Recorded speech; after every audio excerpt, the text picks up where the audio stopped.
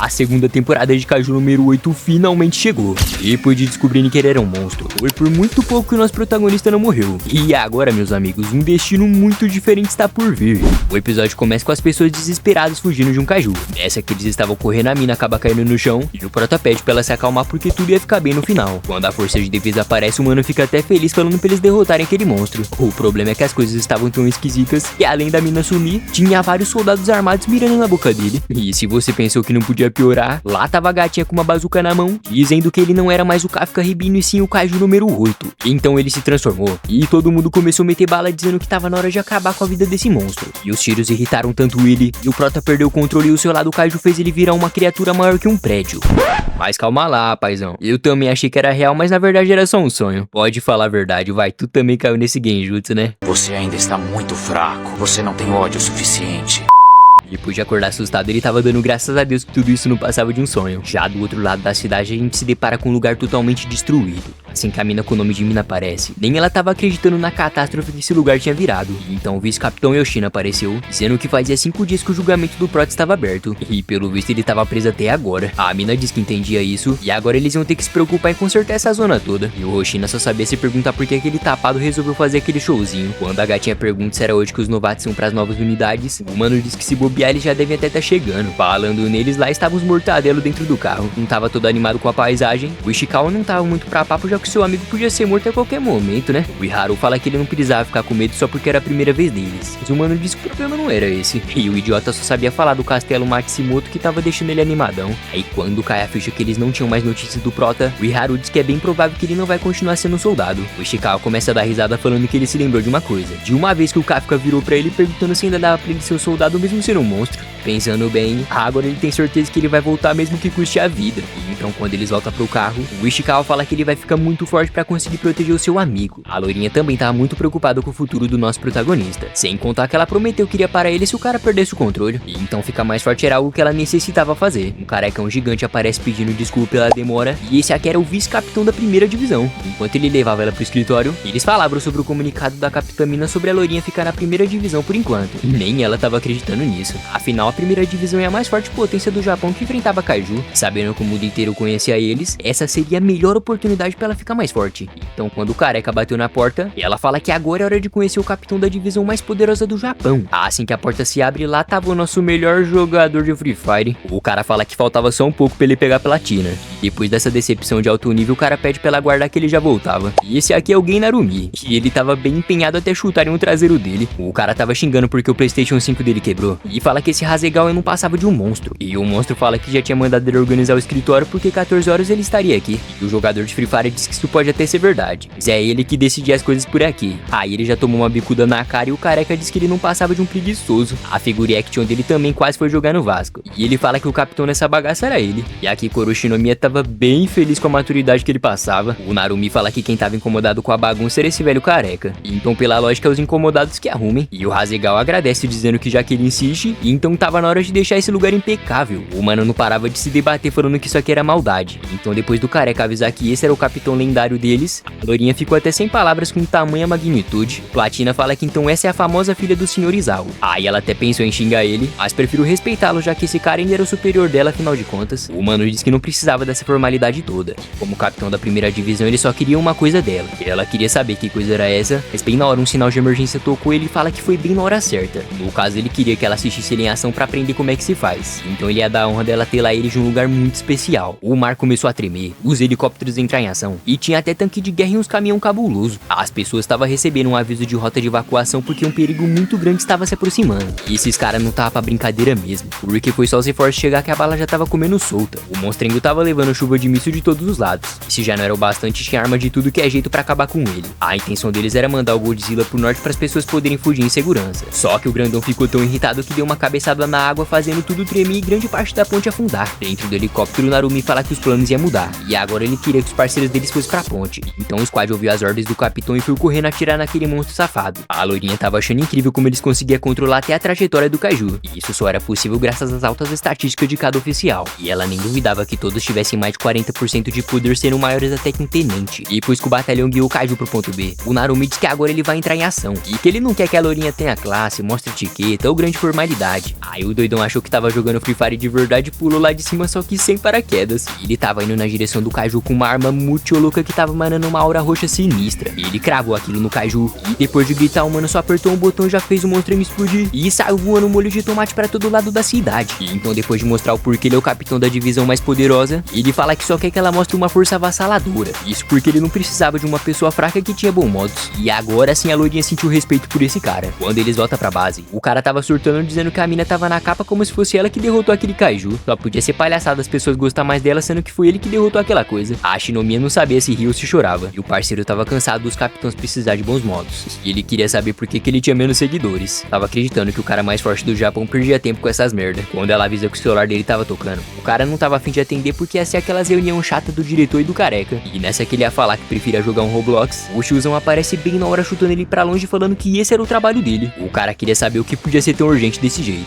O careca avisa que seria sobre o Kaiju número 8. Falando nele, o nosso prota tava mandando umas flexão e dizendo que já fazia 5 dias que ele não tava podendo fazer nada. Ele se lembrou da conversa que teve com o diretor e diz que tá disposto a fazer qualquer coisa pra provar que ele não era um monstro. Bem na hora a porta se abriu e os soldados falam que tá na hora desse Kaiju vir com eles. Depois de cruzar o corredor, o Kafka se depara com a loirinha, mas como parecia que ela não queria papo, ele preferiu ficar em silêncio. Quando eles entram na sala do Isao, o prota já tremeu na base querendo saber por que o lendário capitão da primeira divisão tava aqui do lado dele. Assim que o diretor fala que ele ia fazer parte da primeira divisão, os caras não estavam conseguindo nem acreditar. A ideia era colocar o Kaiju mais poderoso na força mais poderosa pra eles terem um exército invencível. E a única coisa que ele tinha pra dizer é que se ele não for capaz, não haverá lugar pra ele na força de defesa. Kafka começa a pensar que não gostava da ideia deles precisar dele como Kaiju número 8, mas já que ele tinha que ficar vivo, o negócio era aceitar. Porém, o Narumi recusa porque ele sozinho já podia fazer uma unidade ser perfeita. Aí ele só pediu licença e virou as costas pra todo mundo. Só que o diretor fala que o Kaiju número 9 copiou os humanos e tinha sumido. Já o número 10 atacou a força de defesa de propósito. E então tava bem óbvio que esses Kaiju era diferente do normal. E da mesma forma que nós humanos avançamos dia após dia, eles também estavam evoluindo pra um caminho que eles não conheciam. O diretor fala que ser arrogante nesse momento só faria eles caírem de cabeça pra baixo. E até os mais fortes precisavam evoluir sempre. Aí o clima ficou mais pesado que o braço esquerdo da Thais Carla. E o Narumi diz que o mais eficaz seria transformar o Kaiju número 8 em uma arma pra ele usar. Antes do diretor chamar a atenção dele, o Kafka começou a usar o discurso no jutsu, falando que não podia morrer já que tinha vários amigos que ainda acreditavam nele, sem contar a promessa de criança que ele fez pra mina com o nome de mina.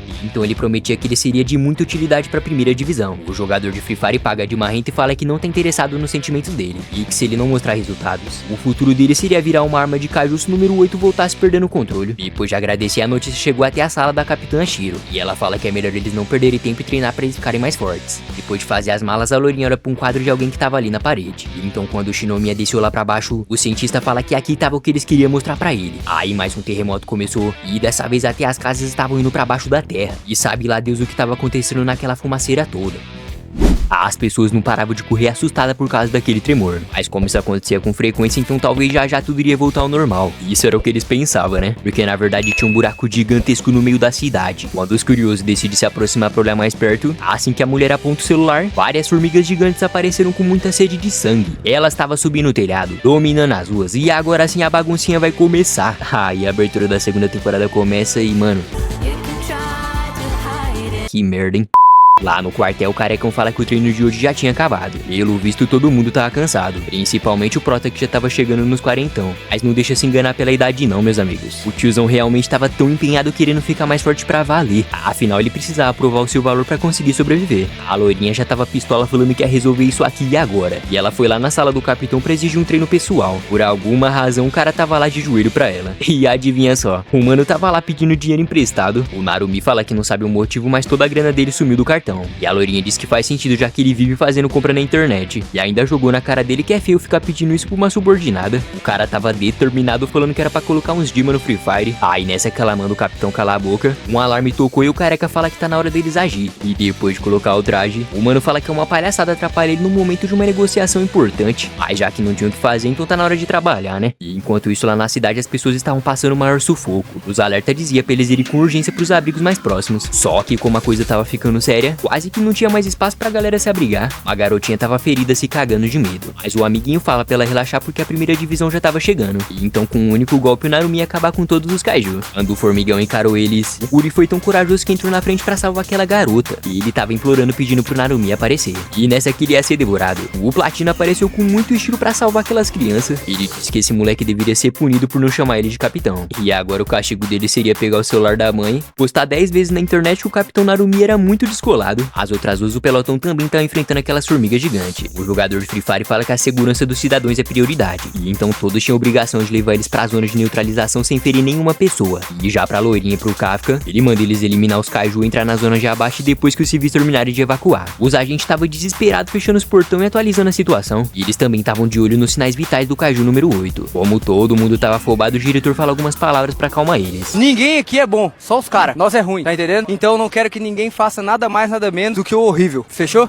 E assim que a rapaziada fica mais calminha, até o velhote se impressionou. Os helicópteros estavam metendo bala no formigão, e a estratégia era forçar eles irem pra zona leste. A Shinomiya já se preparou pegando aquele machadão insano dela. E depois de uma aura sinistra sair do seu traje, ela fala que agora sim ela vai entrar em ação. Já que o Narumi nunca viu a loirinha lutar, ele pede pra equipe dar suporte pra ela, né? Mas foi um piscar de olhos, a mina passou mais rápido que o Sonic e derrotou aquela coisa feia como se não fosse nada. Quando todo mundo descobre que ela tinha derrotado o alvo, claramente que eles iam ficar impressionados. Só que ela não tava nada satisfeita com isso. A loirinha diz que precisa ser mais rápida que o Yoshina e ter os golpes ainda mais pesados que a Capitamina. Aí ela estraçalhou o kaiju e deixou todo mundo lá do posto e o Kafka impressionado. Dessa que a rainha dá os parabéns. A Shinomiya matou mais um e diz que a líder não pode abaixar a guarda em nenhum momento. E ao ouvir isso ela fala que ela tinha bastante personalidade pelo visto. E então agora dava pra ter certeza que elas iam se dar muito bem. E enquanto a loirinha eliminava todos os alvos, o cara fala que nem parece que essa aí é a garota recruta. O maluco de cicatriz na testa explode umas formigas e fala que ele é muito mais forte do que qualquer novato. Mas como o nome dela não parava de ser mencionado, o cara ficou até na deprê. Careca fala que ela é bem mais forte do que o Narumi no primeiro ano dele. E quase que ele teve um surto quando escutou isso. Agora o mais importante era desvendar o que tava acontecendo aqui. Não fazia sentido ter formiga kaiju na superfície, sendo que elas só aparecem raramente lá no subsolo. Então é bem provável que seja a primeira vez na história que uma coisa dessa acontecia. Quando o diretor fala que parecia muito com a vez que o kaiju número 10 atacou a base, o Narumi diz que talvez tenha alguém dando ordens com algum objetivo em mente. Agora que tinha várias formigas indo pra zona oeste, era a vez do Prota mostrar o que ele sabia fazer. Coitado não parava de se tremer de medo. E o velho do tapa-olho fala que queria saber o que o kaiju número 8 podia oferecer. Assim que o formigão aparece, o Prota fala que não vai desperdiçar essa chance. Então ele se transformou só um pouco e disse que não vai decepcionar ninguém. E eu aqui, iludido, achando que ele ia derrotar aquele alvo. O velho pergunta por que ele não tava se transformando. E o Kafka diz que já imaginava que não daria pra derrotar essas coisas desse jeito. O problema é que da última vez quase que ele tirou a vida do pai da lourinha, né? Só que independente de tudo era o seu sonho e a sua vida que tava correndo risco. Aí quando o tiozão começa a se transformar, nem dava pra ler o nível de poder do seu traje. E por essa nem o destino esperava, meus amigos. Simplesmente o kaiju número 8 não conseguiu se transformar em kaiju. E ele foi arremessado pra longe e ninguém tava entendendo a razão dele ainda estar na forma humana. O coitado tava cuspindo sangue querendo saber por que deu errado. Pra piorar mais ainda as coisas, tinha sido detectada a presença de um super kaiju naquele lugar. O bichão veio lá debaixo da terra na direção do nosso protagonista. No começo até parecia ser só mais uma formiga gigante. Na verdade era o kaiju número 9, o nosso famoso cabeça de cogumelo. Todo mundo borrou a cueca depois de descobrir isso. E o Lula Molusco fala que só apareceu porque ele sentiu a presença do kaiju número 8 nesse lugar. Então só podia ser aquele humano tolo que era um humanoide. Pra ele não ficar na dúvida, o desgraçado atirou nele pra fazer um teste, né? O Prota caiu no chão falando que precisava se transformar. E quando o Narumi pergunta o que tava acontecendo, os operadores falam que de novo o Kafka tinha fracassado. Pra eles não perder a sua arma mais forte, o Platina fala que ele mesmo vai derrotar aquela coisa. Só que o problema é que agora tinha dois kaiju número 9. E ele não sabia se ele se multiplicou ou já existia dois desde o início. E as novidades ainda não tinham acabado não, tá? Porque todas as formigas que tinham sido derrotadas agora estavam se regenerando. O jogador de Free Fire fala que então esse era o kaiju número 9. Aí quando os soldados avistam o Kafka ferido, eles até tentaram ajudar, mas não deu muito certo não. E agora o cabeça de cogumelo fala que vai matar o Prota e pegar esse imenso poder só pra ele. Quase que ele conseguiu desviar, mas tomou um tiro de raspão na perna e agora tava fazendo cosplay de saco de pancada. Era praticamente impossível vencer essa coisa sem enxergar os ataques dele. E então mais uma vez ele tentou se transformar, mas infelizmente não tava dando certo. E lá no posto velho manda o diretor não se intrometer. Isso porque ficar usando armas numeradas podia reduzir a expectativa de vida do usuário. O Isao fala que já sabia disso, e quando o Lula Molusco ia matar o Prota, a lourinha fatiou a cara dele no meio, e ainda disse que nem ia se reapresentar porque ele ia morrer logo logo.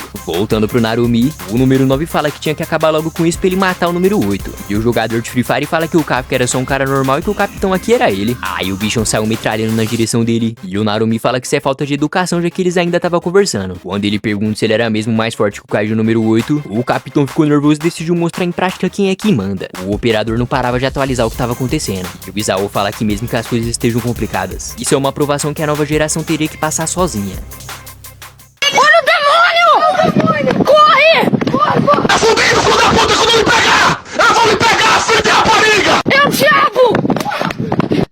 Esse meu parceiro, o vídeo vai ficando por aqui. E se você quiser que eu traga o próximo episódio, não esquece de comentar aqui embaixo o Kaiju número 8. E já se inscreve no canal, ativa o sininho pra ser notificado quando sair o próximo episódio, fechou? Valeu por assistir, tamo junto e até a próxima. Bye, bye!